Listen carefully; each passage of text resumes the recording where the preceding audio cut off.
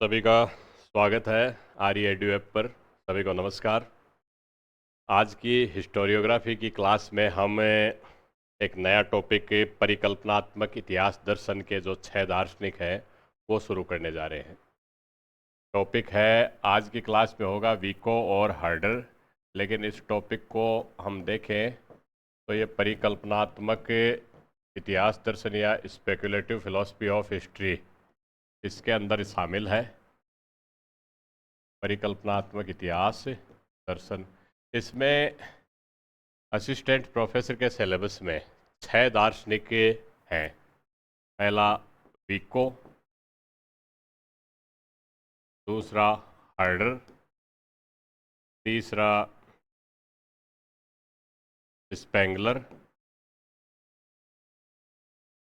चौथा अर्नोल्ड टायनबी, पांचवा हीगल जो आदर्शवादी दार्शनिक है, और छठा कार्ल मार्क्स। ये है परिकल्पनात्मक इतिहास दर्शन या स्पेकुलेटिव फिलॉसफी ऑफ हिस्ट्री में है। परिकल्पनात्मक इतिहास दर्शन और विश्लेषणात्मक इतिहास दर्शन के बारे में पहली क्लास में ही मैंने बता दिया था। परिकल्पनात्मक इतिहास दर्शन के बारे में एक सामान्य सी चीज़ मैं आपको ये बता दूं कि ये जो परिकल्पनात्मक इतिहास दर्शन या स्पेकुलेटिव फिलॉसफी ऑफ हिस्ट्री है, इसमें किसी घटना का, किसी एक चीज़ का कारण वो नहीं जाना जाता है, बल्कि एक चीज़ का विश्लेषण नहीं होता है, बल्कि घटनाओं के पीछे क्या पैटर्न है, ब्रॉड फिलोसॉफिकल एस्पेक्ट क्या है, उन चीज़ों को जाना जाता है। किसी एक घटना के तथ्य, उसकी जांच, खोजबीन करना, ये सारा विश्लेषणात्मक इतिहास दर्शन में होता है। इसका जो बेसिक पैटर्न है वो बेसिक पैटर्न ही है कि घटनाओं के पीछे, घटित होने के पीछे जो एक गूढ़ रहस्य है, फिलॉसफी है, फिलोसॉफिकल पैटर्न है, उसको समझा जाए।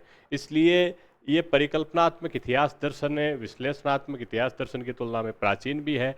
ये प्लेटो अरस्तु के ज़माने से माना जाता है।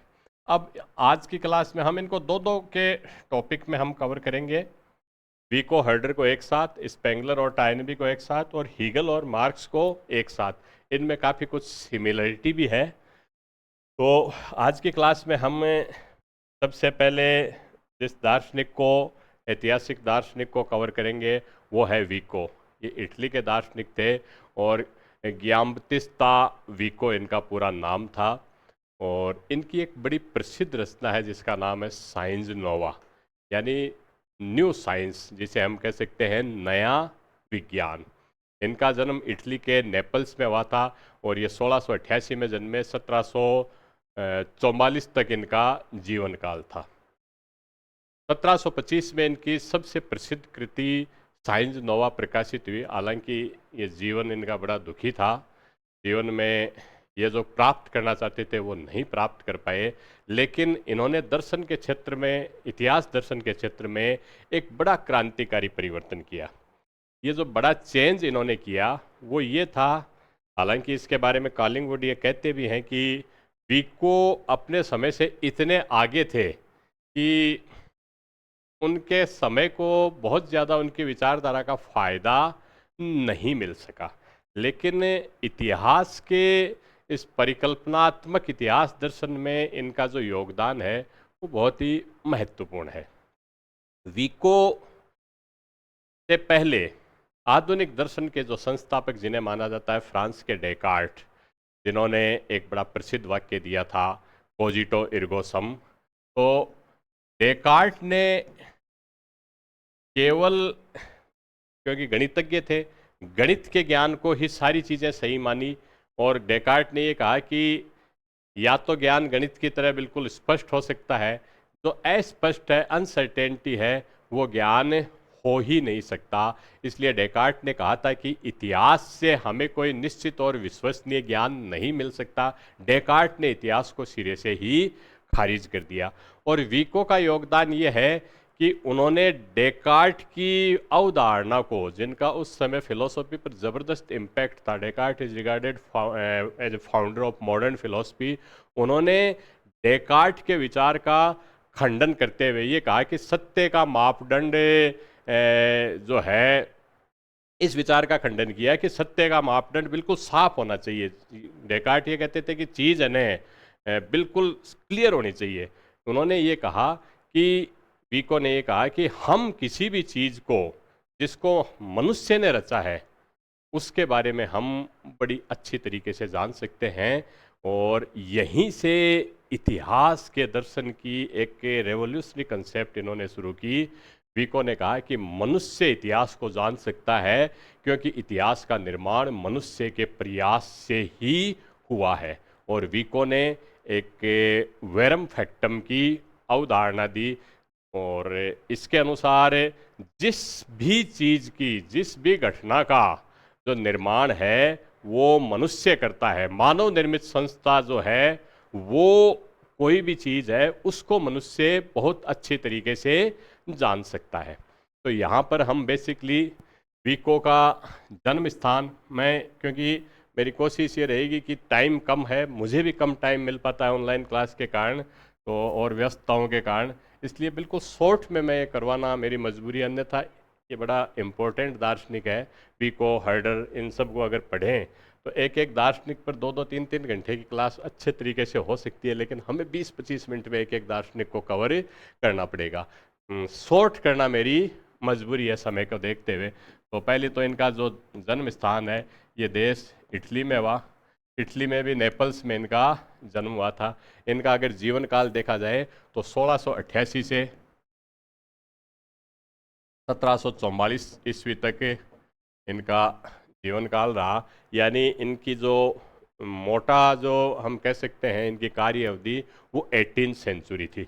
और इनकी जो सबसे प्रसिद्ध रचना है वो सबसे प्रसिद्ध रचना है साइंस नोवा। साइंस नोवा यानी न्यू साइंस या नया विज्ञान जिसे हम कह सकते हैं।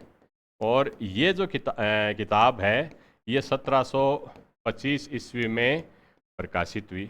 1725 ईस्वी में ये प्रकाशित हुई। विको की एक महत्वपूर्ण जो कंसेप्ट है वो है वेरम फैक्टम। मैं केवल एग्जाम के पॉइंट ऑफ व्यू से ही सारी चीज़ें बता रहा हूँ। वेरम फैक्टम, वेरम फैक्टम, इस पर भी हम चर्चा करेंगे।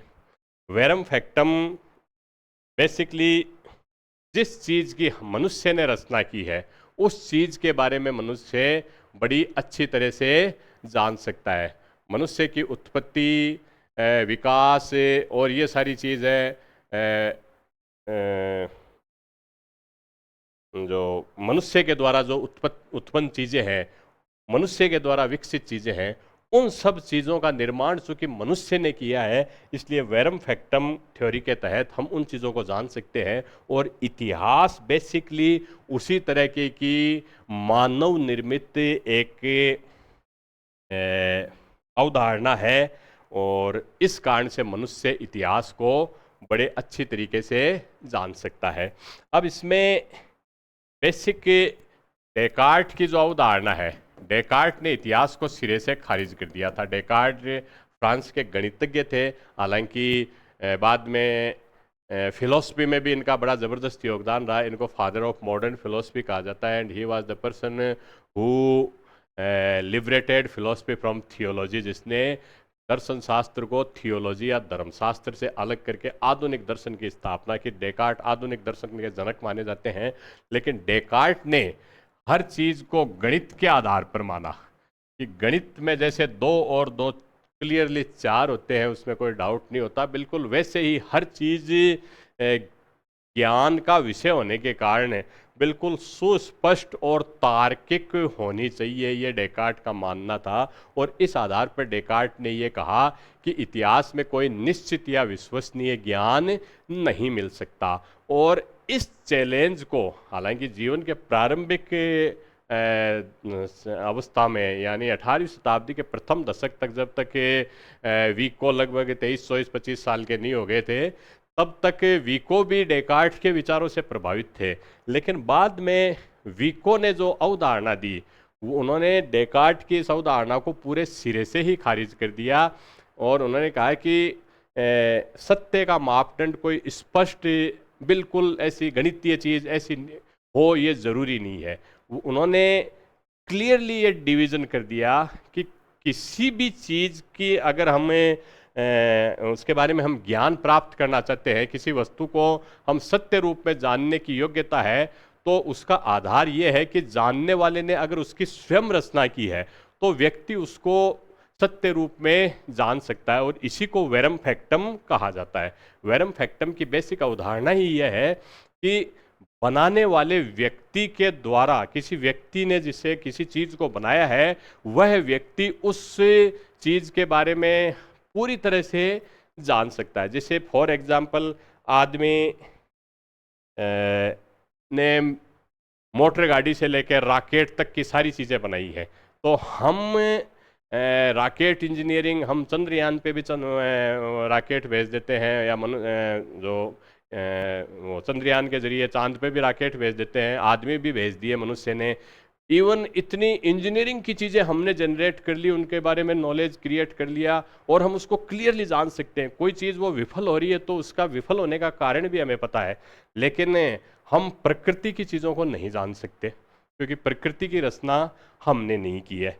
तो यहाँ पर मैं थोड़ा सा इस आधार पर इसके बाद के जो एक दार्शनिक जो हमने पहले चर्चा की थी, डिल थे, इससे भी थोड़ा सा वीको को डिफ्रेंशिएट करना चाहूँगा। हालांकि डिल थे और वीको के विचार इतने ज़्यादा मिलते जुलते हैं। बेसिकली डिल थे ने वीको के विचारों को ही आगे बढ़ाया था। डिल थे ने वीको के विचारों को ही आगे बढ़ाया। वीको का वेरम फैक्टम जो सिद्धांत था, वेरम फैक्टम, वो बेसिकली डेकार्ट के इस दर्शन की जो आधार पर उन्होंने इतिहास को रिजेक्ट किया, उसकी प्रतिक्रिया स्वरूप ये सामने आया था। और वेरम फैक्टम के अनुसार किसी वस्तु को अगर हम सत्य रूप में जानने की योग्यता है तो वह ये है कि उस बनाने वाले व्यक्ति ने या जानने वाले व्यक्ति ने उसे स्वयं बनाया है। किसी वस्तु को सत्य रूप में जानने की, सत्य रूप में जानने की योग्यता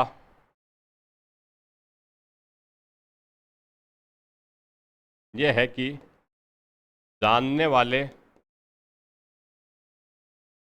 व्यक्ति ने उसे स्वयं बनाया है। अगर उसने स्वयं बनाया है तो वह उसको जान सकता है। अगर स्वयं बनाया है तो जान सकता है, अगर स्वयं नहीं बनाया तो नहीं जान सकता। वीको यहाँ पर इस आधार पर कहते हैं कि मनुष्य इतिहास को जान सकता है, क्योंकि इतिहास का निर्माण मनुष्य के स्वयं के प्रयत्न से हुआ है। तो यहाँ पर वीको क्या कहता है? मनुष्य इतिहास को जान सकता है।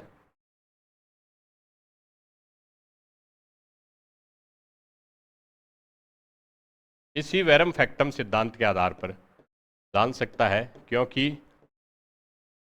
इतिहास का निर्माण मनुष्य करता है। निर्माण मनुष्य करता है। इतिहास का निर्माण मनुष्य करता है। मनुष्य के द्वारा, मनुष्य के प्रयत्नों से इतिहास का निर्माण हुआ है। अब इसी अवधारणा को बाद में डिल थे ने अब ज्ञान के दो तरीके बताए। एक तो प्राकृतिक ज्ञान जो प्रकृति द्वारा ईश्वर निर्मित है, और दूसरा है मानव निर्मित। और डिल थे ने यह कहा कि हम प्राकृतिक ज्ञान, चूंकि ईश्वर द्वारा रचित है, मनुष्य द्वारा रचित नहीं है, इसलिए प्राकृतिक ज्ञान को हम स्पष्ट नहीं जान सकते, लेकिन मानव निर्मित सारी चीज़ों को हम क्लियरली जान सकते हैं। तो ये प्राकृतिक और मानव निर्मित का डिफरेंस तो बेसिकली डिल थे का है, लेकिन इसकी जो मूल जो रूट में जो कंसेप्ट है वो अपने वीको की साइंजा नोवा में जो ये वेरम फैक्टम की कंसेप्ट है उससे लिया गया है। यानी डिल थे ने वीको के विचारों को ही आगे बढ़ाया। इसलिए मैं ये कह रहा हूँ कि स्टूडेंट्स को इसमें कंफ्यूज नहीं होना चाहिए। अगर प्राकृतिक और मानव निर्मित इन दो ज्ञान की बात आती है तो वो डिल थे की बात है, और अगर केवल इसमें ये आता है कि मनुष्य इतिहास को जान सकता है, क्योंकि मनुष्य ने इतिहास का निर्माण किया है। तो ये कथन किसका होगा? ये कथन विको का होगा। तो यहाँ पर वेरम फैक्टम विको का कंसेप्ट है, मनुष्य इतिहास को जान सकता है, ये भी विको का कंसेप्ट है। यहाँ पर इतिहास की ये जो अवधारणा है, ये विको के वेरम फैक्टम की अवधारणा पर बिल्कुल सही उतरती है। विको के अनुसार इतिहास मनुष्य की उत्पत्ति है। इतिहास क्या है? मनुष्य द्वारा निर्मित है, मनुष्य की उत्पत्ति है। और मनुष्य की उत्पत्ति होने के कारण और मनुष्य की निर्मित जो संस्थाएं हैं वही इतिहास के अंदर शामिल होती हैं। इसलिए इतिहास और इससे रिलेटेड जितनी भी चीज़ें हैं वो वेरम फैक्टम पर खरी उतरने के कारण मनुष्य उनको जान सकता है। एक चीज़ विको यहाँ पर और कहता है कि इतिहास का संबंध अतीत से नहीं है बल्कि वर्तमान से है। विको एक महत्वपूर्ण कथन और देता है कि इतिहास का संबंध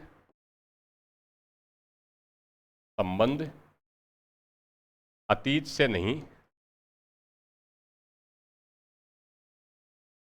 बल्कि वर्तमान से है, बल्कि वर्तमान से है। अब विको का अगली जो कंसेप्ट है, अपने दो तीन चीज़ों पे इसमें अपने को कवर करना है। एक तो जो समय की जो पुनरावृत्ति है, इतिहास कैसे रिपीट होता है, इसके बारे में जो विको की कंसेप्ट है उसके ऊपर हमें करना है। और दूसरा, इतिहासकार किस तरह की गलतियां कर सकते हैं, यानी हमें इसमें 3-4 इम्पोर्टेंट सब टॉपिक्स के अंदर बांट के इसको टॉपिक को कवर करना है। पहली चीज़ है कि इतिहासकार द्वारा जो समय के बारे में अवधारणा, समय की अवधारणा। दूसरा इसमें होगा कि इतिहासकार किस तरह की गलतियां कर सकता है, यानी इतिहासकार द्वारा की जाने वाली गलतियां,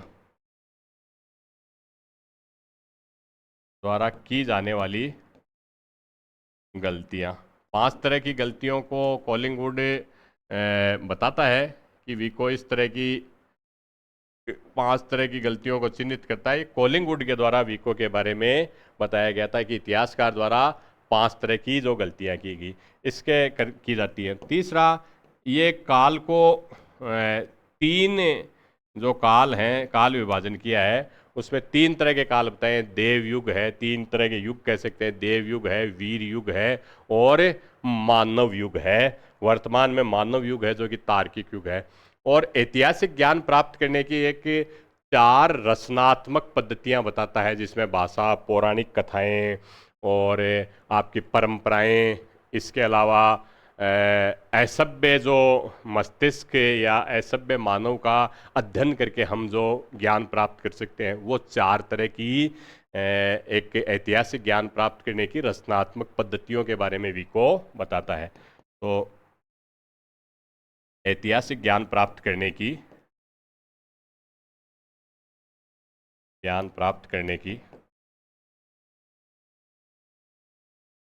4 रचनात्मक पद्धतियां, 4 रचनात्मक पद्धतियां। तो विको के परिचय के बाद में हम इन चीज़ों के ऊपर विशेष रूप से इसमें ध्यान रखेंगे। और समय की अवधारणा के बारे में विको बेसिकली स्पेंगलर और टायनबी का अग्रगामी कहा जा सकता है। हालांकि स्पेंगलर की अवधारणा इतिहास के संदर्भ में, काल के संदर्भ में एक चक्रीय या साइक्लिक अवधारणा थी, लेकिन विको उस साइक्लिक अवधारणा को किस रूप में ले जाता है, वो एक पेच की अवधारणा के ऊपर ले जाता है। ये विशेष रूप से इसमें याद रखने की जरूरत है। तो समय की पुनरावृत्ति पर विको के जो विचार हैं वो 3-4 इसमें पॉइंट हैं। समय की पुनरावृत्ति पर विको के विचार, इससे इतिहास के बारे में कैसे चीज़ें होती हैं, क्या क्या किस तरह से इतिहास अपने को दोहराता है, उसमें पूर्व काल और नए काल में क्या अंतर हो सकता है, वो सारी चीज़ें हमें इसमें समझ में आ जाएंगी। ये सारी जो चीज़ें हैं इस किताब में एक ई श्रीधरन की ये पुस्तक है, इसमें बहुत अच्छी तरीके से इसमें दे भी रखी है, समझा भी रखी हैं। तो स्टूडेंट्स के पास अगर ये बुक हो तो इसमें से आप ये देख लेना। बाकी इसकी मैं सार समरी मैं आपको बता रहा हूँ। पहली चीज़ तो है कि इतिहास में कुछ काल एक समान लक्षणों के होते हैं।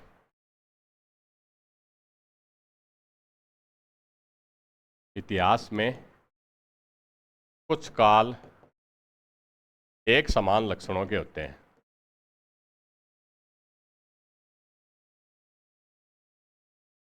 ये वीको की अवधारणा है। अब इसको मैं एलोबरेट कर लेता हूं, क्योंकि वो चीज़ें आप अपने हिसाब से लिख लेना। इसमें वीको का मानना है, जैसे दो चीज़ों का हमने, जैसे मान लीजिए हम कंपेयर करते हैं, हम पुराने यूनानी काल का हम अध्ययन करते हैं और मध्यकाल की जो सामंती युग है इसका अध्ययन करते हैं। तो इन दोनों युगों में हम एक एलिमेंट देखते हैं, वो एलिमेंट देखते हैं हेरोइज्म का, वीरता का। और इसके बाद में प्रत्येक वीरता के युग के बाद में शास्त्रीय युग आता है, और शास्त्रीय युग के बाद में फिर से एक पतन का युग आता है। और इस तरह से एक उस पतन के युग में एक बर्बरता की स्टेज आ जाती है। तो इस तरह से सभी हर काल में कुछ समान लक्षण पाए जाते हैं। कुछ कालों का एक सामान्य स्वभाव होता है, और उस सामान्य स्वभाव का अन्य काल में पुनर्प्रकाशन हम जिसे कह सकते हैं वैसा होता है। कि कुछ काल की सामान्य विशेषता होती है जिसका दूसरे काल में पुनर्प्रकाशन होता है। एग्जैक्ट वैसा नहीं होता। अब यहाँ पे फर्क है, वीको अगले पॉइंट में बताएंगे कि एग्जैक्ट वैसा नहीं होता, लेकिन कुछ विशेषताएं उसमें दूसरे काल में परिलक्षित होती हैं। इस प्रकार दो भिन्न भिन्न युगों में समान लक्षण संभव हैं। इस चीज को वीको नकार नहीं रहा है, ये कह रहा है कि दो समान काल में एक समान लक्षण संभव है, और ये एक समान पैटर्न होता हुआ हमें नजर भी आता है। और दूसरी जो इनकी विशेषता है, वो विशेषता वीको ये बताते हैं कि एक समान काल जो है उसी क्रम में गठित होता है। एक समान काल उसी क्रम में गठित होता है। एक समान काल उसी क्रम में घटित होता है, घटित होता है। अब क्रम में तो वही उसी में घटित होता है, लेकिन फिर भी इसमें डिफरेंस हो जाता है। डिफरेंस ये है कि समय का जो घटित होता है, घटित होना है, वो चक्रीय नहीं बल्कि पेचदार है। तो तीसरी जो विशेषता है कि समय का घटित होना, it is not cyclic but it is spiral. घटित होना चक्रीय नहीं, जबकि स्पेंगलर इसको चक्रीय मानते हैं। चक्रीय नहीं बल्कि पेचदार है।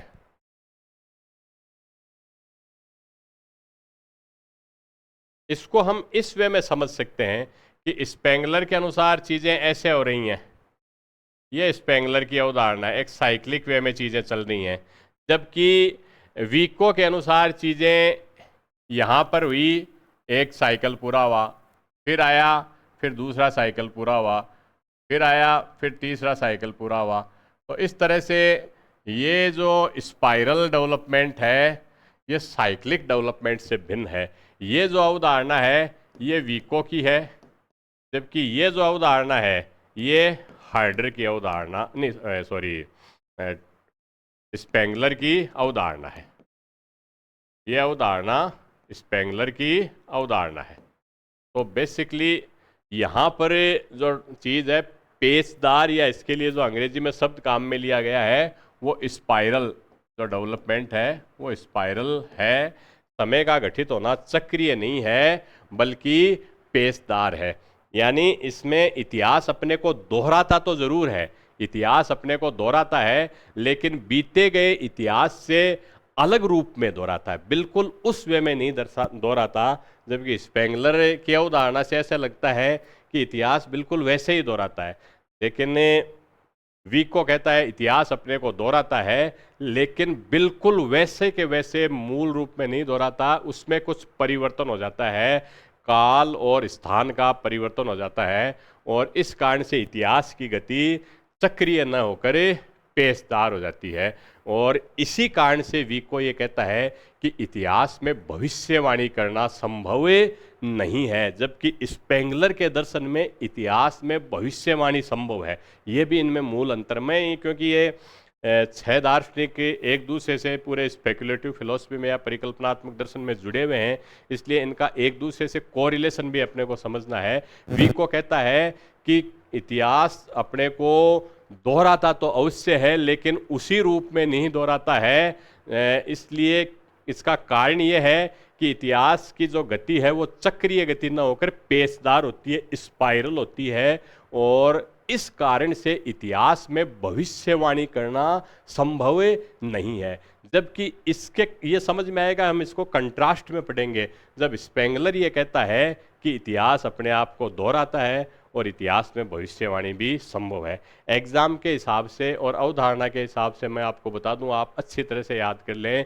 वीको कहता है इतिहास में भविष्यवाणी संभव नहीं है, क्योंकि इतिहास अपने को दोहराता है लेकिन उसमें कुछ परिवर्तन हो जाता है। ये दोहराव एक पेचदार रूप में है, एक साइक्लिक रूप में नहीं है। ये बेसिकली वीको की अवधारणा है।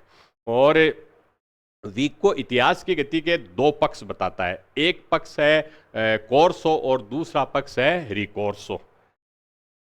ये चीज़ें, ये तीन जो समय की पुनरावृत्ति के बारे में वीको के विचार हैं, ये मैंने बता दिए हैं। इसके आधार पर वीको ये कहता है कि इतिहास में भविष्यवाणी संभव नहीं है। ये बहुत इंपॉर्टेंट चीज़ है। इस बार इस तरह के प्रश्न जिसमें तीन चार विकल्प आए कि इसमें कोई से 2 सही है, कोई से 3 सही है, कोई से 1 सही है, गलत है, इस तरह के जो प्रश्न है उसके लिए ये बहुत महत्वपूर्ण है। इतिहास में भविष्यवाणी संभव नहीं है,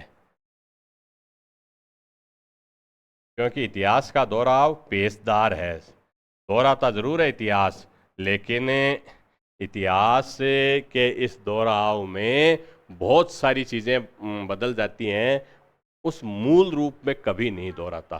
तो ये बेसिकली वीको की कंसेप्ट थी। अब इतिहास की इस गति या दोहराव के वीको दो पक्ष बताता है, कार्सो और रिकार्सो। वीको इतिहास की गति के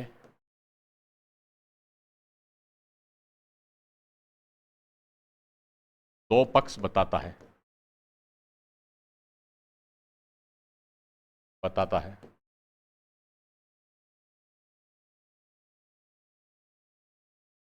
कार्सो और रिकार्सो। कार्सो और रिकार्सो बेसिकली, जो कार्सो है प्राचीन युग है, रिकार्सो इसको मध्य युग कह सकते हैं। ये प्राचीन काल है, ये है मध्यकाल। कार्सो है प्राचीन युग है और रिकार्सो बेसिकली क्या है, ये मध्यकाल है, मध्य युग है। तो इस तरह से इतिहास की जो गति है वो अपने आप को ये दोहराती रहती है। अब वीको इतिहासकारों द्वारा की जाने वाली 5 तरह की गलतियों को बताता है। नेक्स्ट एग्जाम में क्वेश्चन ये आ सकता है।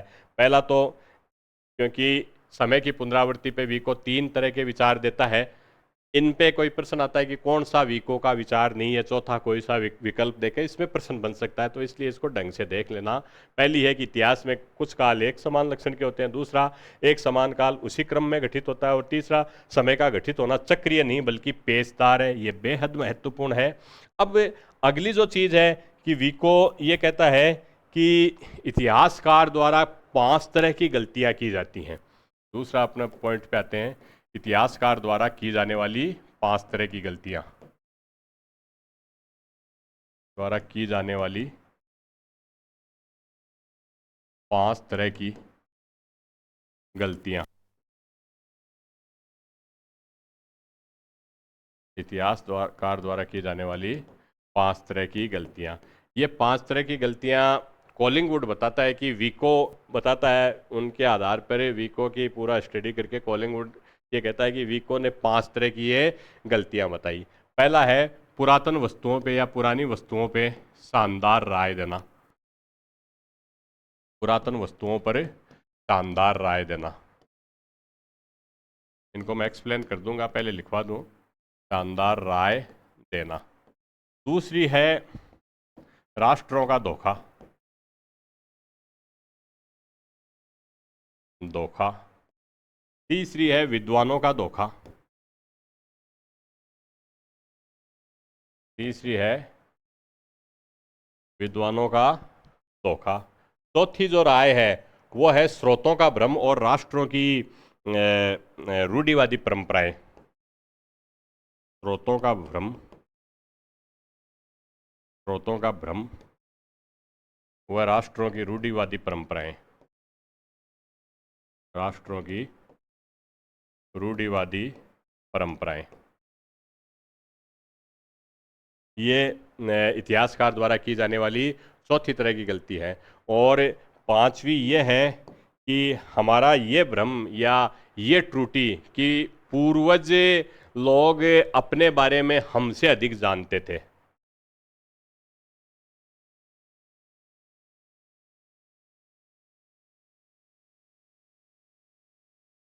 पूर्वज अपने बारे में हमसे अधिक जानते थे।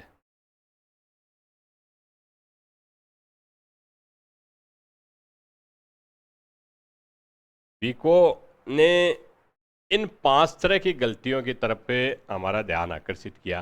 पहली चीज़ है पुरानी वस्तुओं पर बड़ी शानदार राय देना। इसमें है, हम कहते हैं कि साहब उस जमाने में ऐसी थी, रावण की सोने की लंका थी। रावण की लंका सोने की लंका थी। अब उस काल का अगर डिस्क्रिप्शन करेंगे तो रामायण काल का एक बड़ा एक ग्लोरीफाइड हम वो चीज़ें हम देखते हैं।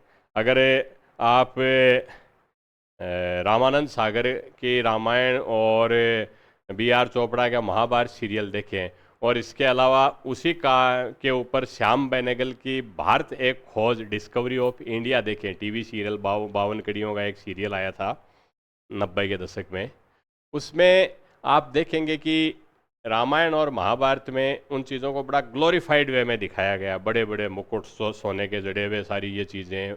और श्याम बेनेगल उनको बड़ा सिंपल वे में दिखाता है। क्यों? क्योंकि वो रियलिस्टिक था। उसका जो सिनेमा था वो बेसिकली रियलिस्टिक था, एंटरटेनमेंट वाला नहीं था। तो ज़्यादा वो जैसे इतिहासकार वाली वो गलती नहीं कर रहा था कि हम पुरानी वस्तुओं पर बड़ी शानदार राय देते हैं कि उस ज़माने में ऐसा था, रोम बिल्कुल संगमरमर का बना हुआ था, जैसे वहाँ पे कभी कोई गरीबी ऐसी चीज़ थी नहीं, या बहुत ज़्यादा धन संपदा, बहुत ज़्यादा इस तरह की, जैसे भारतीय प्राचीन भारत का हम वर्णन करते हैं तो भारत, पुराना भारत, प्राचीन भारत सोने की चिड़िया था, और वो डाल डाल पे सोने की चिड़िया वाला गीत गा देते हैं। तो ये पुरानी वस्तुओं पर शानदार राय देना, ये इतिहासकारों द्वारा की जाने वाली कुछ प्रमुख गलतियां हैं। ज़रूरी नहीं कि चीज़ें उस वे में रही हों। जैसे हम कहें कि पुराना महाभारत का युद्ध हुआ, महाभारत के युद्ध में इतने करोड़ योद्धाओं ने भाग लिया, शायद उतनी भारत की कभी जनसंख्या ही नहीं रही होगी उस समय, जितने हम उन चीज़ों के बारे में एक पौराणिक रूप से हम संख्या बताते हैं, उतनी शायद संख्या रही नहीं होगी। इसी तरह दूसरे राष्ट्रों के वैभव, ग्लोरी, इनके बारे में वो बढ़ चढ़ के हम पुराने समय के बारे में एक शानदार राय देते हैं। दूसरा जो इतिहासकार की गलती है वो राष्ट्रों का धोखा, कि नेशन खुद अपने आप को कई बार सेल्फ चीटिंग मोड पे ले आता है। सेल्फ चीटिंग मोड पे राष्ट्रीय इतिहासकार, जैसे ब्रिटिश इतिहासकार अपना इतिहास लिखेंगे तो अपनी हार को तो बिल्कुल नेग्लिजिबल बता देंगे और जीत को बड़ा ग्लोरीफाई करेंगे कि हार चाहे बड़ी से बड़ी होगी तो वो भी क्या है, बहुत ही बिल्कुल छोटी सी हार की, वो नेग्लिजिबल, न के बराबर, या उसको भी जीत बता देंगे। जैसे पाकिस्तान के इतिहासकार ये कहते हैं कि हमने 48 की लड़ाई भी जीती, 65 की लड़ाई भी जीती, 71 भी की भी जीती। बांग्लादेश अलग हो गया, लेकिन वो कंट्री पूरा का पूरा अपने आप सेल्फ चीटिंग मोड पे है। तो ये राष्ट्रों का धोखा है कि देश अपने आप को खुद को धोखे पे रखते हैं। तीसरा है विद्वानों का धोखा, कि इतिहासकार स्वयं तो विद्वान होता है लेकिन वो ये गलती कर बैठता है कि जिन लोगों के बारे में वो बता रहा है वो भी विद्वान थे।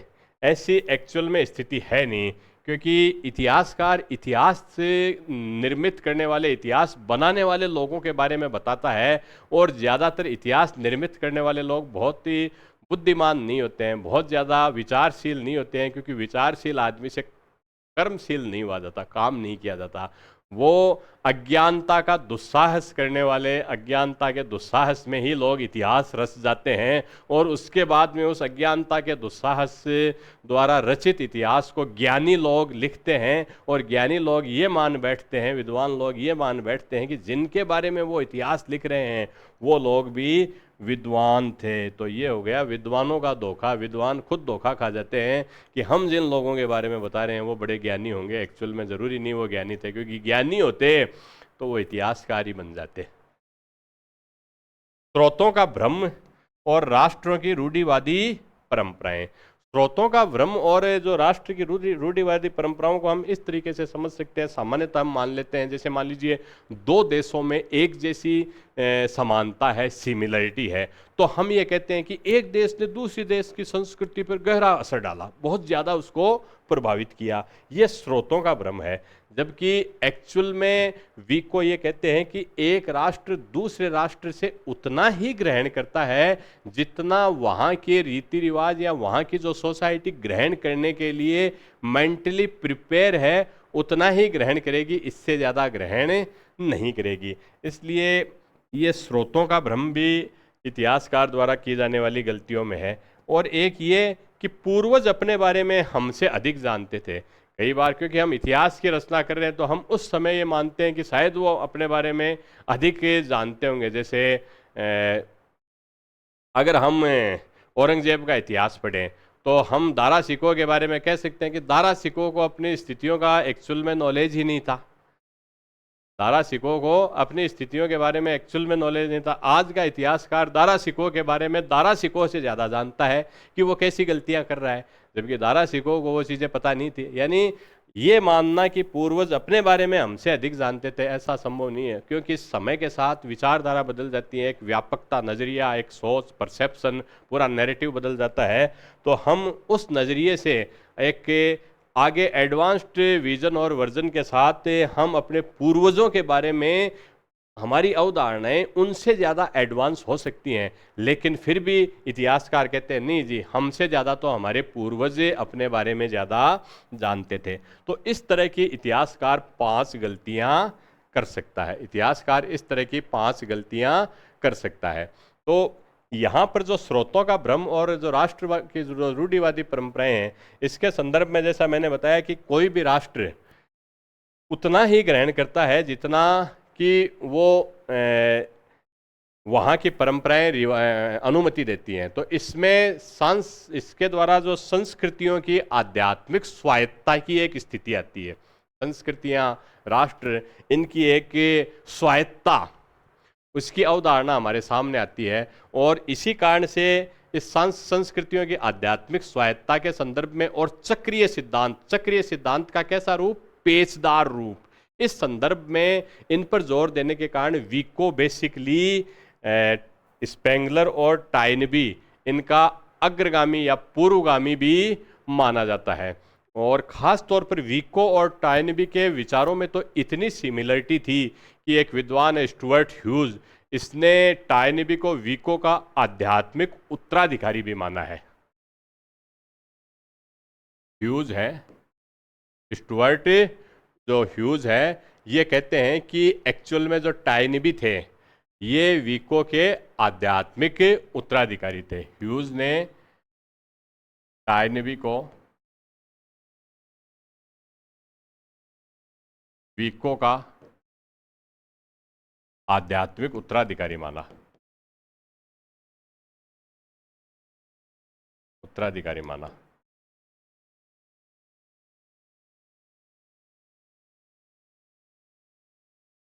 बेसिकली मैं फिर से रिपीट कर दूं इन 2 चीज़ों पे, एक तो जो संस्कृतियों का जो विकास का एक चक्रीय सिद्धांत है, और एक जो अलग अलग व्यक्तिगत संस्कृतियों की, राष्ट्रीय संस्कृतियों की जो आध्यात्मिक स्वायत्ता है, इस आधार पर विको इनके अग्रगामी थे, स्पेंगलर और टाइन भी इनके अग्रगामी थे। अब इसके अलावा आता है विको जो है 3 तरह के युग बताता है। विको 3 तरह के युग बताता है। 3 युग। पहला देव युग है, अपन जिसे सतयुग और इस तरह से वो कहते थे। दूसरा वीर युग है और तीसरा है मानव युग। अब इसमें भी अब 3 युग बता रहा है, तो चौथा कोई सा भी युग देके इसमें सीधा सा ही प्रश्न पूछा जा सकता है कि विको के अनुसार कौन सा युग नहीं बताया गया। पहला देव युग है, दूसरा वीर युग है और तीसरा युग है मानव युग। तीसरा युग है विको का मानव युग। देव युग इसमें ये मानता था कि आदमी ये मानता था कि जो सृष्टि का ये जो सिस्टम है, ये एक दिव्य शासन प्रणाली देवताओं के द्वारा, एक डिवाइन फोर्सेज या पावर्स के जरिए ये सारा गवर्न हो रहा है, चल रहा है। ये युग देव युग कहलाता था। वीर युग में जो प्रशासन है वो बेसिकली योद्धा और कुलीन तंत्र के हाथ में होता था। यहाँ पर एक दिव्य शक्ति प्रशासन चलाती थी, ऐसा माना जाता था। यहाँ पर योद्धा और कुलीन तंत्र होते थे, योद्धा व कुलीन लोग हैं, ये सारा सिस्टम या प्रशासन चलाते थे। और मानव युग में है, इसमें सारे मनुष्य एक दूसरे के समान है। इक्वलिटी की जो कंसेप्ट है वो मानव युग में यही है, सभी मानव समान हैं। और यहाँ पर बेसिक जो चीज़ आई वो पहले गणतंत्र की अवधारणा आई और उसके बाद में राजतंत्र की अवधारणा आई, और ये 3 युगों की विको की अवधारणा है। तो इसमें भी एक अच्छा प्रश्न बनाया जा सकता है। जो मानव युग है, इस युग को विको कहते हैं कि ये तार्किक युग है। ये मानव युग कैसा है? तार्किक युग है। It is age of reason, तर्क और विवेक का युग है मानव युग। और विको के अनुसार जो सभी सभ्यताएं हैं वो इसी क्रम में आगे आती हैं। पहले देवयुग आता है, फिर वीर युग आता है और फिर मानव युग आता है। इसके अलावा विको ने एक अवधारणा और दी, वो दी सामूहिक मन, जिसे हम अंग्रेजी में कह सकते हैं ग्रुप माइंड की अवधारणा। सामूहिक मन या ग्रुप माइंड की अवधारणा, ये भी विको द्वारा दी गई थी। सामूहिक मन की जो अवधारणा है, इसको विको ने सतत प्रगतिशील, इस सामूहिक मन को सतत प्रगतिशील सभ्यता का निर्माता माना है। विको ने इसे सतत प्रगतिशील सभ्यता का निर्माता माना है। सामूहिक मन क्या है? जो प्रगतिशील सभ्यता है इसका निर्माता।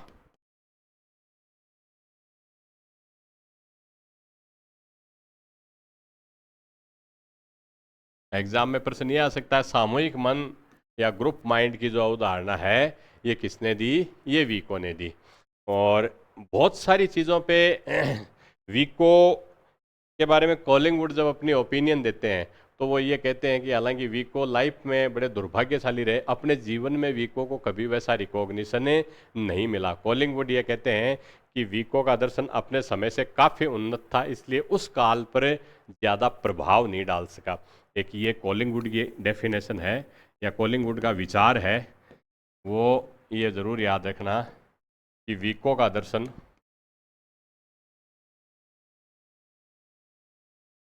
अपने समय से काफ़ी उन्नत था या आगे था, इसलिए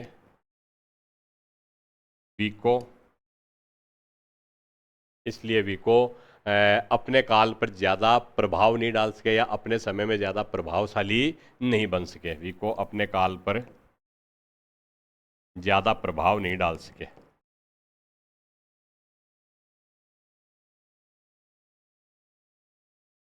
प्रभाव नहीं डाल सके। ये बेसिकली विको के दर्शन से रिलेटेड सारी चीज़ें हैं। तो अब हाँ, एक चीज़ इसमें और रह गई थी कि ऐतिहासिक के जो ज्ञान प्राप्त करने की जो 4 रचनात्मक पद्धतियां, इन 4 के नाम ही लिखने हैं क्योंकि 4 विकल्प हैं, इसलिए एग्जाम में ये प्रश्न भी पूछा जा सकता है कि विको के अनुसार ऐतिहासिक ज्ञान प्राप्त करने की 4 रचनात्मक पद्धतियां कौन सी हैं। तो विको के अनुसार ऐतिहासिक ज्ञान प्राप्त करने की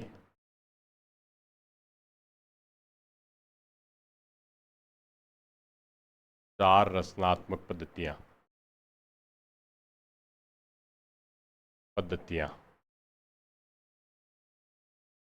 पहली जो रचनात्मक पद्धति है वो भाषा, दूसरा पौराणिक कथाएं। भाषा, दूसरा पौराणिक कथाएं।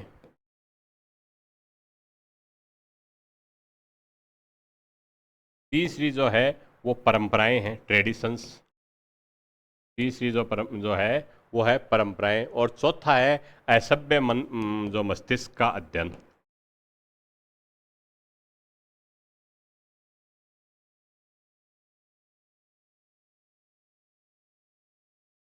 पुराण क्या है? बेसिकली पौराणिक ज्ञान, पुराण के बारे में कहा जाता है Purana are nothing but fragmented deposit of history where the time trail is broken.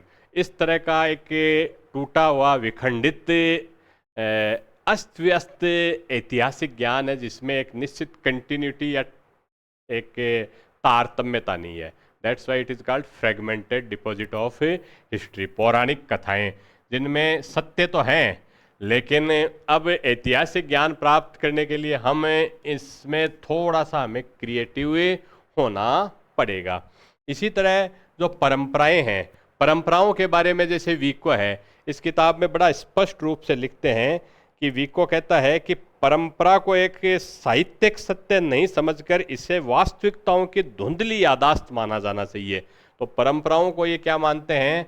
वास्तविकताओं की धुंधली यादाश्त। वास्तविकताओं की धुंधली यादाश्त, ये बेसिकली परंपराओं को वास्तविकताओं की धुंधली यादाश्त मानते हैं। और ये कहते हैं कि ये कई माध्यमों से विकृत होती हैं और इनको कुछ हद तक परिभाषित भी किया जा सकता है, लेकिन परंपराओं के पीछे जो परंपराएं कहती हैं उसका क्या मतलब है, ये हमें जानना आवश्यक है। और इसकी खोज किसने की, किस प्रकार के लोग हैं, उन बातों को कहकर क्या कहना चाहते हैं, ये सारी चीज़ें हमें जाननी आवश्यक हैं। इसमें हम एक चीज़ से, उदाहरण से हम समझ सकते हैं कि परंपराएं वास्तविकताओं की धुंधली यादाश्त है। किस वे में ट्रेडिशन बनी थी, इसको एक छोटे से उदाहरण से समझें हम। जैसे भारत में गौवध पर प्रतिबंध है, वैदिक काल से चला आ रहा है। अब परंपरा के पीछे कारण क्या था कि भारत कृषि प्रधान, मानसून क्लाइमेट का कृषि प्रधान देश था और इसमें बैल की जो ताकत है उसके ज़रिए खेतों को जोता जाता था। इसलिए गाय और बछड़े, बैल, इन सब के वध पर प्रतिबंध लगा दिया गया। धार्मिक इस तरह से रीति रिवाज बन गए, परंपराएं बन गई। अब उन परंपराओं के पीछे क्या रीजन था, वो रीजन तो हम नहीं जानते और हमने उसको एक धार्मिक आधार पर ले लिया। बेसिकली उसके पीछे रीजन क्या था? रीजन ये था। और आज भी हम इस आधार पे कई बार लड़ाई झगड़े भी हो जाते हैं। तो उसके विको के हिसाब से देखें तो ये क्या है कि हम ऐतिहासिक ज्ञान प्राप्त करने के लिए एक रचनात्मक पद्धति के माध्यम से इन परंपराओं के जरिए, भारत में जैसे गौवध पे प्रतिबंध की परंपरा क्यों है, उसके पीछे का हम कारण जान सकते हैं। भारत में बाल विवाह, पर्दा प्रथा, इस तरह की परंपराएं क्यों थी, उसके पीछे के कारण हम जान सकते हैं। भारत में जाति प्रथा, ऐसी परंपराओं का कारण क्या है, उसके पीछे रचनात्मक पद्धति के माध्यम से हम उसका कारण जान सकते हैं। इसी तरह चौथा कारण है असभ्य मस्तिष्क का अध्ययन। हालांकि जो मैं बता रहा हूँ उतनी डिटेल में चीज़ें आएंगी नहीं, बिल्कुल सिंपल सी आएंगी। 4 कौन से हैं, इनमें से कौन सा एक, कोई सा एक विकल्प साइड में कर देंगे, बड़ा सरल से प्रश्न होंगे। तो चौथा है असभ्य मस्तिष्क का अध्ययन। तो विको ये कहता है कि हम आधुनिक असभ्यों का अध्ययन करके हम प्राचीन काल में पाषाण काल में कैसे लोग रहते थे उसको हम जान सकते हैं। जैसे हम ये मानना चाहें कि 5000 वर्ष पहले मनुष्य कैसे रहता था, तो हम अफ्रीका के किसी कबीले को देख के, किसी आदिम प्रजाति को देख कर हम ये आइडिया लगा सकते हैं। अंडमान निकोबार में प्रोटो ऑस्ट्रेलॉइड प्रजाति के 50-40 लोग रहते हैं, तो पुराने ज़माने में पाषाण काल में लोग कैसे रहते थे उसका अगर हमें अध्ययन करना है, तो हम अंडमान निकोबार में उस प्रोटो ऑस्ट्रेलॉइड कबीले के लोगों को देखकर हम अध्ययन कर सकते हैं। अफ्रीका के जंगल में, अमेजन के जंगलों में इन असभ्य आदिवासी लोगों को जो पुरातन परंपराओं से जी रहे हैं, उनकी जीवन शैली को देखकर हम इसमें अध्ययन कर सकते हैं। और अब जो अपना नेक्स्ट टॉपिक है वो है हर्डर का। तो यहाँ पर ये 4 ऐतिहासिक पद्धतियाँ, बस केवल इन पद्धतियों को ही हमें याद रखना है। अब छोटा सा टॉपिक, मुश्किल से 15-20 मिनट का टॉपिक इसमें है। जोहान गॉटफ्रीड वॉन हर्डर, पूरा लंबा चौड़ा नाम है, जर्मन है। इतने लंबे चौड़े नाम गॉटफ्रीड वॉन और इस तरह के नाम आए तो निश्चित रूप से वो कहाँ के होंगे, जर्मनी के ही इस तरह के नाम होते हैं। तो हम शॉर्ट नाम लिख देते हैं हर्डर। ये जर्मन दार्शनिक थे। कहाँ के थे? जर्मनी के दार्शनिक थे। और बेसिकली 1744 में जिस वर्ष विको का निधन हुआ उस वर्ष इनका जन्म हुआ है। 1744 से 1803 तक का इनका कार्यकाल है। ये रोमांटिसिज्म के, जर्मनी में जो स्वच्छंदवाद, रोमानीवाद है, इसके जनक माने जाते हैं। रूसों से बड़े प्रभावित थे। रूसो रोमांटिसिज्म के, स्वच्छंदवाद के प्रणेता थे और ये जर्मन स्वच्छंदतावाद के प्रणेता थे। तो बेसिकली इसको, ये जर्मनी के थे और ये थे जर्मन स्वच्छंदतावाद के जनक।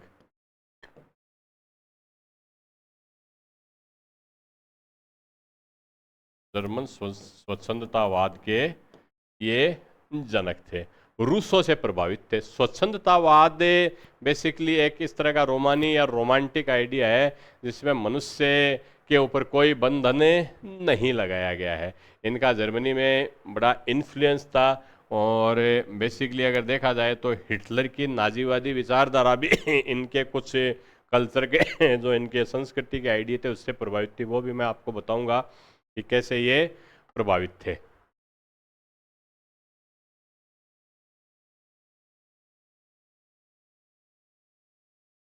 अब इनकी जो वो सबसे जो मुख्य पुस्तक है वो बेसिकली 1784 से लेकर 1791 के बीच में ये 4 भागों में प्रकाशित हुई थी।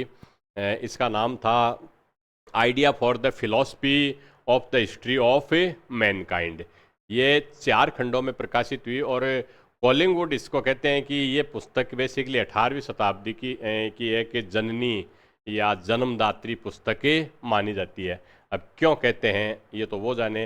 अब रूसों से भी ज़्यादा महत्व इनको, हर्डर को एक तरीके से कॉलिंगवुड दे देते हैं। दूसरी इनकी जो पुस्तक थी जो इससे पहले प्रकाशित हुई थी 1774 में, one more philosophy of history. तो इनकी जो 2 रचनाएं हैं, पहली रचना जो कालखंड में जो प्रकाशित हुई है हम उसको पहले लिख देते हैं, हालांकि ज़्यादा जो प्रचलित है या ज़्यादा पॉपुलर है वो इनकी दूसरी रचना है।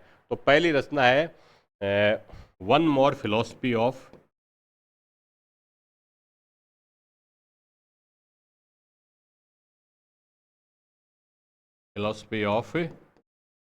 हिस्ट्री। ये 1774 ईस्वी में प्रकाशित हुई। One more philosophy of history ये 1774 में प्रकाशित हुई। और दूसरी है the ideas for philosophy of the history of Mankind.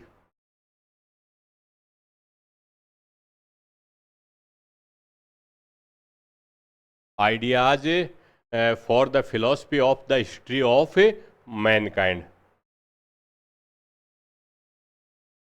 For the philosophy of the history of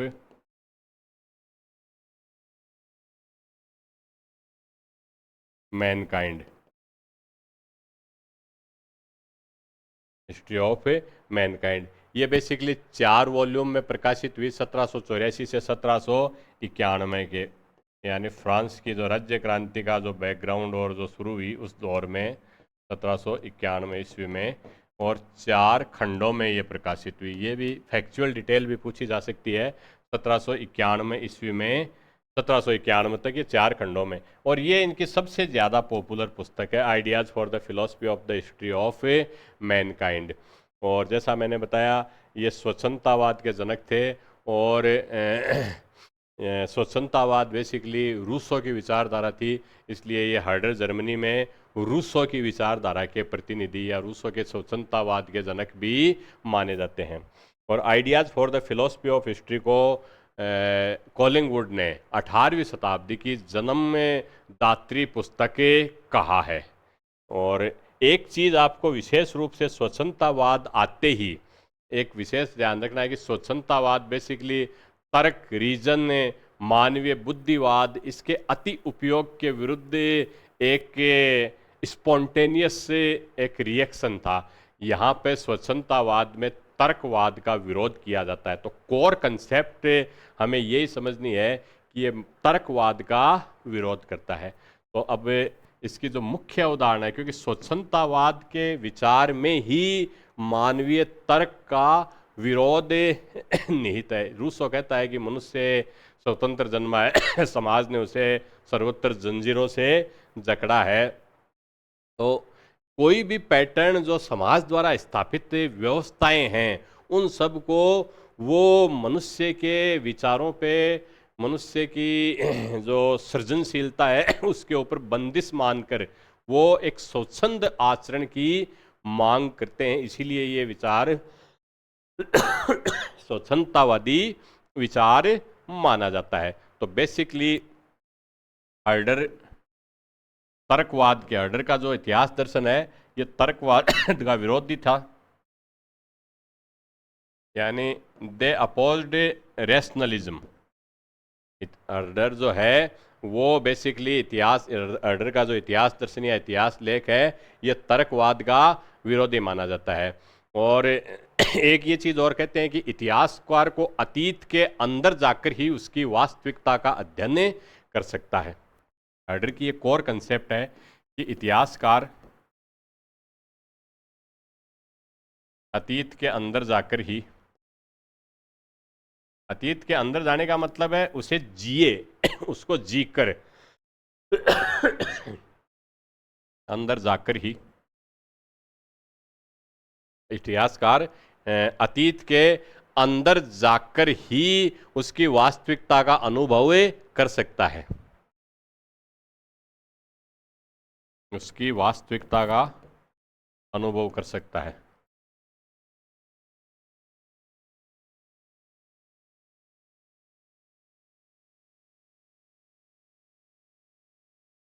ये बेसिकली हर्डर की जो फिलॉसफी है वो है।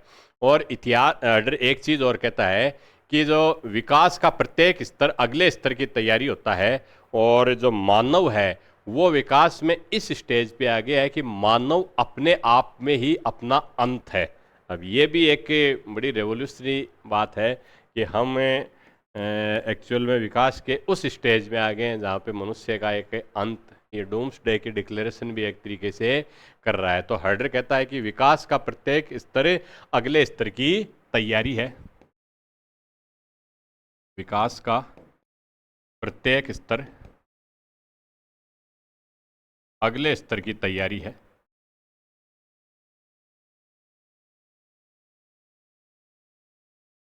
प्रत्येक स्तर अगले स्तर की वो तैयारी है, और मानव अपने आप में ही अपना अंत है। मानव अपने आप में ही अपना अंत है।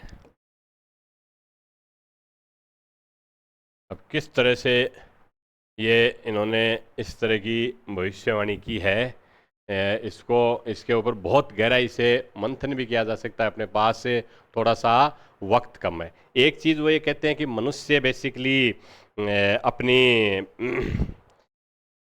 मनुष्य अपनी परिस्थितियों का उत्पाद है, यानी man is product of its environment, पर्यावरण का उत्पाद है। मनुष्य अपनी अपने पर्यावरण का उत्पाद है। Man is product of his environment. इस प्रकार हाइडर को हम एक पहला व्यक्ति कह सकते हैं, पहला इतिहास दार्शनिक कह सकते हैं जिसने भौगोलिक परिस्थितियों और वातावरण को इतिहास के ऊपर जो पड़ने वाला प्रभाव है उसको मान्यता दी। यानी भौगोलिक परिस्थिति व वातावरण, भौगोलिक परिस्थिति व वातावरण को इतिहास के ऊपर जो प्रभाव पड़ता है इनको इसने मान्यता दी।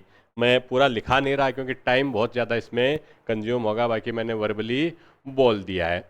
इसके अलावा हाइडर एक चीज़ और कहते हैं कि मानव जाति को विभिन्न जातीय आधार पर विभाजन करना, नस्लीय आधार पर विभाजन करना विकास प्रक्रिया का अगला स्तर है। और यहाँ पर इनके जो विचार हैं, ये विचार जर्मनी में एक राष्ट्रवाद, एक नस्लीय राष्ट्रवाद जो हिटलर के रूप में, नाजीवाद के रूप में, विकृत रूप में हमारे सामने आया, उसको कहीं ना कहीं ये प्रेरित करते हुए भी नजर आते हैं। आगे भी मैं इसको बताऊंगा कि कैसे वो कहते हैं कि एक संस्कृति दूसरे संस्कृति को पूरी तरह से जो है वो प्रभावित वो है वो उसको हम सुधार नहीं सकते, बल्कि हम उसको शिक्षित नहीं कर सकते, बल्कि हम उसको एक तरीके से नस्ल सुधार करके ही उसको बदल सकते हैं। तो इस तरह के डेंजरस जो जस्टिफिकेशन के आधार पर फिर नाजीवादी जो विचारधारा है, नस्ल और रक्त की शुद्धता, वैसे एक रेडिकल विचार भी जर्मनी में विकसित हुए। जर्मनी में जो हिटलर का नाजीवाद है वो बेसिकली आप इनके विचारों में देखना, हीगल के विचार में जब आदर्शवाद में राज्य को पूरे पावर दे दिए जाते हैं, यानी ये सब Hitler was not grown up spontaneously all of sudden, अचानक नहीं हुआ था। उसके पीछे की एक पूरा जर्मनी में एक कल्चरल नैरेटिव चल रहा था, एक फिलोसॉफिकल नैरेटिव चल रहा था, पूरा पॉलिटिकल एक नैरेटिव चल रहा था, एजुकेशनल नैरेटिव चल रहा था। उन सब चीज़ों के आधार पर वो विकसित हुआ है। तो यहाँ पर हाइडर जो बात कहते हैं वो धीरे धीरे आगे और ज़्यादा रूप में कहीं ना कहीं नाजीवाद को पोषित भी करती हुई नजर आती हैं। तो जो हाइडर की जो मुख्य बात है कि मानव जाति है इसको जातीय आधार पर विभाजन करना विकास का जो है वो अगला स्तर है। यानी मानव को या मानव जाति को जातीय या नस्लीय आधार पर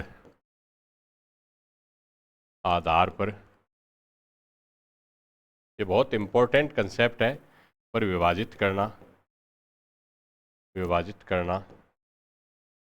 जातीय और नस्लीय आधार पर विभाजित करना विकास का अगला विकास का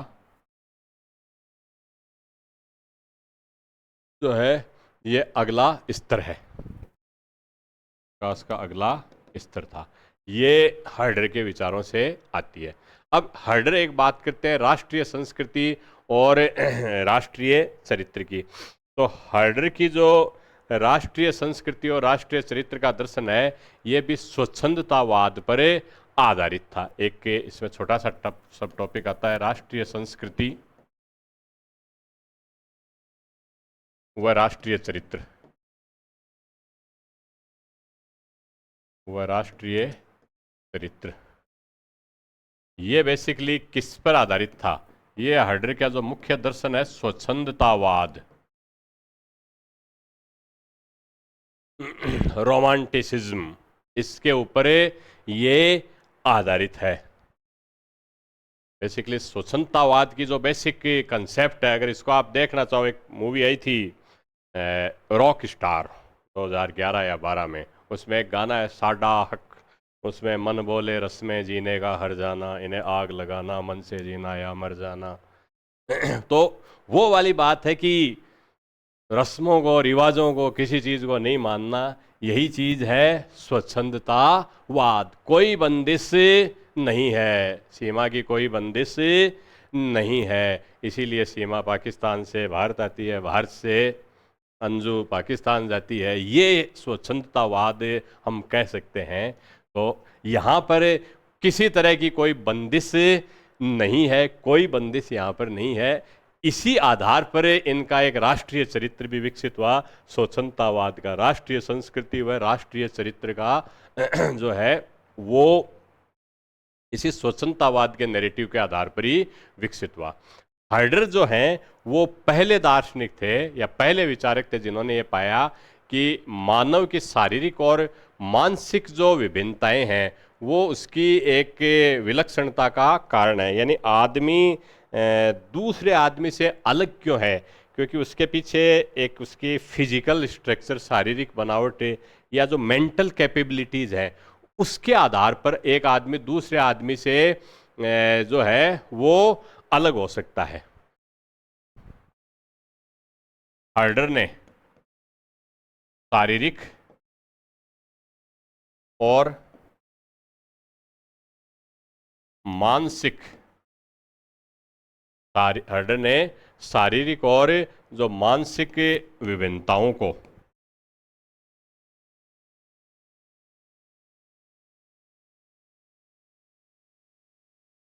हार्डर ने शारीरिक और मानसिक विभिन्नताओं को विविधता का कारण माना है। एक जो सभ्यताओं में, संस्कृतियों में विविधता का कारण माना है, वो विविधता का कारण माना है और उसको जस्टिफाई भी करता है।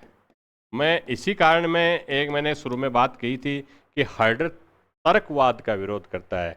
He is not rational but he is romantic thinker. जो रोमांटिसिज्म है उसकी बेसिक थीम ही यह है कि यह रैशनलिज्म या तर्कवाद का विरोध करेगा।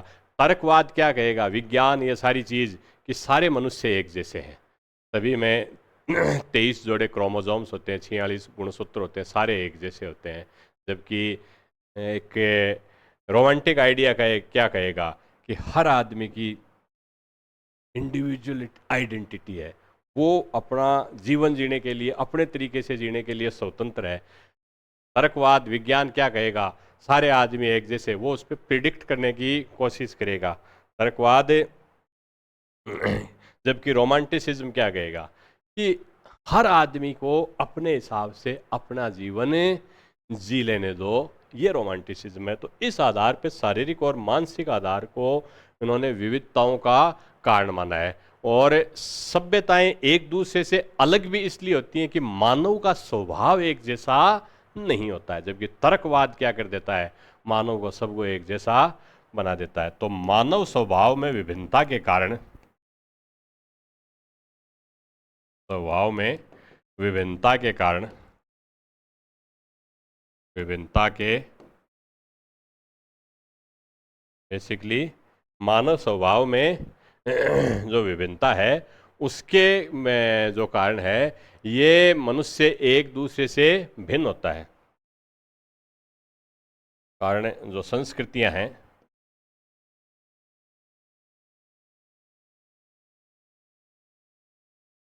भिन्न होती हैं, एक दूसरे से अलग होती हैं। बेसिकली इससे जो सभ्यताएं, संस्कृतियां हैं, इसको सभ्यता कह दो चाहे संस्कृति, उसको डाइवर्सिटी का जो कारण है वो बेसिकली मानव स्वभाव का ही जो है अंतर है, उसके कारण ये चीज़ें होती हैं। अब इसमें नेक्स्ट चीज़ आता है, जैसे ये हाइडर ये कहते हैं कि सभ्यता का जो उद्भव है ये फिर डाइवर्सिटी से हो रहा है, ऐतिहासिक अनुभव से कुछ नहीं हो रहा, बल्कि एक अंतर्निहित जो मनोवैज्ञानिक विशेषताएं, आदमी दूसरे आदमी से अलग है, इसलिए एक कल्चर दूसरे कल्चर से अलग है। यानी ऐतिहासिक अनुभव का सभ्यताओं के उद्भव या उद्गम में कोई महत्वपूर्ण भूमिका नहीं है, बल्कि वो मनोवैज्ञानिक कारणों को ज़्यादा महत्वपूर्ण मानते हैं। इसका अर्थ ये है कि मनोवैज्ञानिक कारण है, ऐतिहासिक अनुभव से हम कुछ सीख ही नहीं सकते, मनोवैज्ञानिक कारणों से ही हम एक दूसरे से अलग हैं। तो एक संस्कृति को हम रिफाइंड नहीं कर सकते, किसी को एजुकेट करके, किसी के मस्तिष्क को सुधार के हम किसी संस्कृति को सुधार नहीं सकते। बल्कि किसी संस्कृति को सुधार में तभी संभव है जब पूरे के पूरे यूजेनिक्स अपनाया जाए, वंश सुधार, नस्ल सुधार, इस तरह की जो थीम अपनाई जाए, तभी कोई संस्कृति सुधारी जा सकती है। ये एक बड़ा it is really very dangerous justification of human liberty, मानव स्वतंत्रता का बड़ा डेंजरस जस्टिफिकेशन है। और इसके आधार पर नाजी यूजेनिक्स के प्रोग्राम को भी हम वैधता दे सकते हैं अगर आदमी देना चाहे तो इसके बड़े दुष्परिणाम भी बाद में जर्मनी में, क्योंकि इस तरह की विचारधारा स्वीकार कर ली गई और उसका दुष्परिणाम बाद में जर्मनी में लंबे समय तक भुगतना पड़ा। तो एक इसमें यह है कि संस्कृति को मस्तिष्क सुधार कर नहीं सुधारा जा सकता, बल्कि वंश को सुधार कर ही ये संभव है। ये इस तरह की नाजीवादी विचारधारा को पोषित करने वाला एक कथन है, हालांकि मैं इससे सहमत नहीं हूँ। संस्कृति को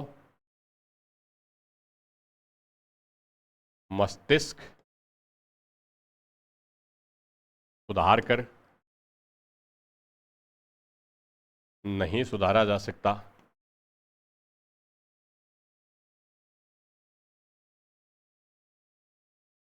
बल्कि नस्ल सुधार कर या वंश सुधार कर ही सुधारा जा सकता है। यानी बेसिकली नस्ल सुधार या वंश सुधार द्वारा ही, नस्ल सुधार या वंश सुधार द्वारा ही रिफाइंड किया जा सकता है।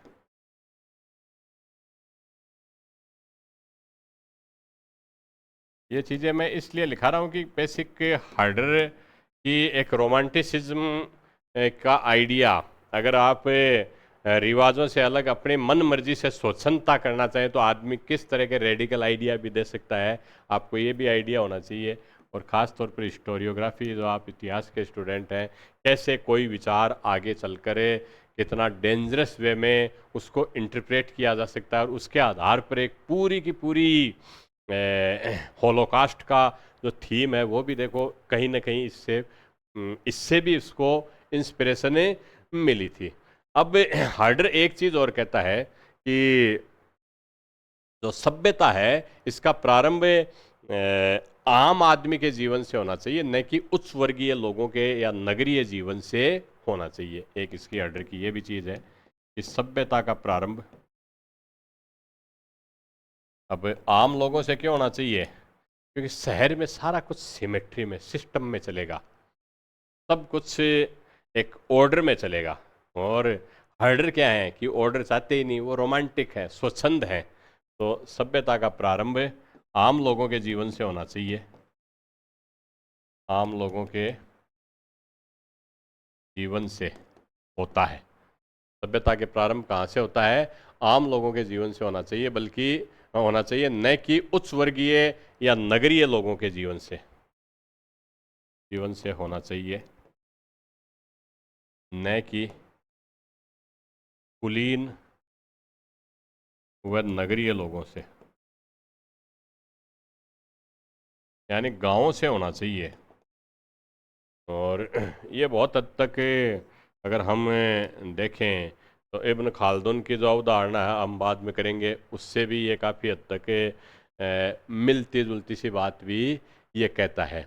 और एक हार्डर ये कहता है कि प्रत्येक जो सभ्यता है एक जैविक और आत्मिक सत्ता होती है, जिसका जन्म भी होता है, विकास भी होता है और मृत्यु भी होती है। इस तरह की बात स्पेंगलर और टाइनबी भी बाद में कहते हैं कि सभ्यता है, इस पर स्पेंगलर पे हम चर्चा करेंगे, उसमें तो डिटेल में आएगा ये सारी चीज़ें।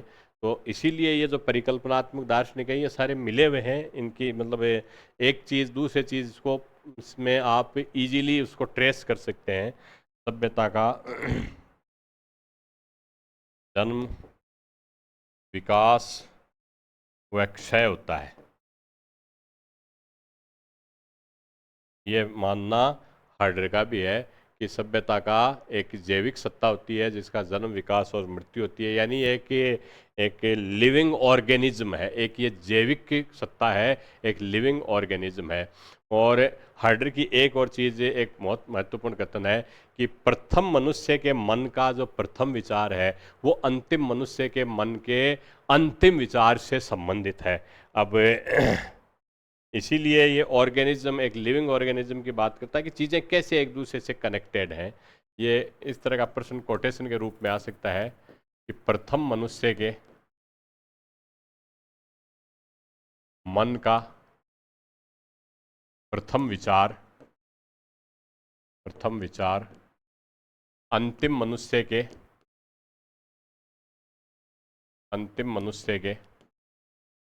मन के अंतिम विचार से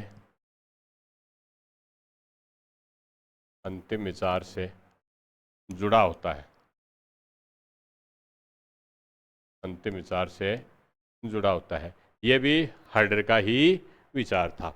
एक है हार्डर विश्वात्मा और जो है जन आत्मा या जिसे हम जातीय आत्मा कहते हैं उसका सिद्धांत भी हार्डर ने दिया था। विश्वात्मा,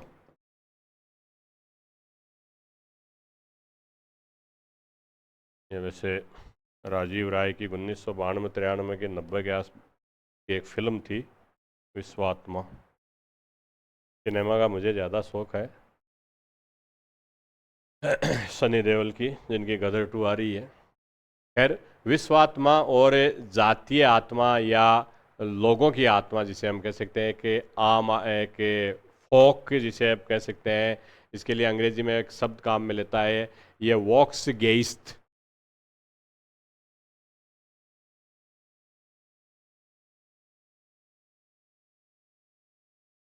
GEIST। अब वी को अंग्रेजी में बेसिकली एफ के जर्मन में एफ के रूप में पुकारा जाता है, तो फॉक्स गेइस्ट या जन आत्मा भी हम कह सकते हैं। वॉक्स वैगन गाड़ी आती है तो कई लोग वॉक्स वैगन भी बोल देते हैं, वैसे ही वी जर्मन भाषा में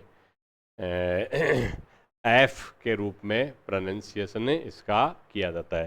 तो बेसिकली विश्व आत्मा और जो जातीय आत्मा या जिसे हम जन आत्मा कह सकते हैं, जन आत्मा, वॉक्स होता है आम आदमी, वॉक्स वैगन आम आदमी की गाड़ी, वैसे ही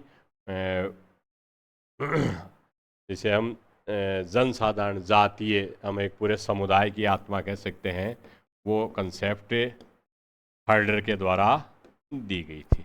तो ये हालांकि बड़े शॉर्ट में मेरे को ये कराना पड़ रहा है। I really regret this that due to scarcity of time I am not able to give full time and I am not able to elaborate all these things properly। बिल्कुल समय की एक डिमांड ही ऐसी है और इसलिए मुझे इसको शॉर्ट भी करवाना पड़ रहा है, पर एग्ज़ाम की और टाइम की अब यही डिमांड है।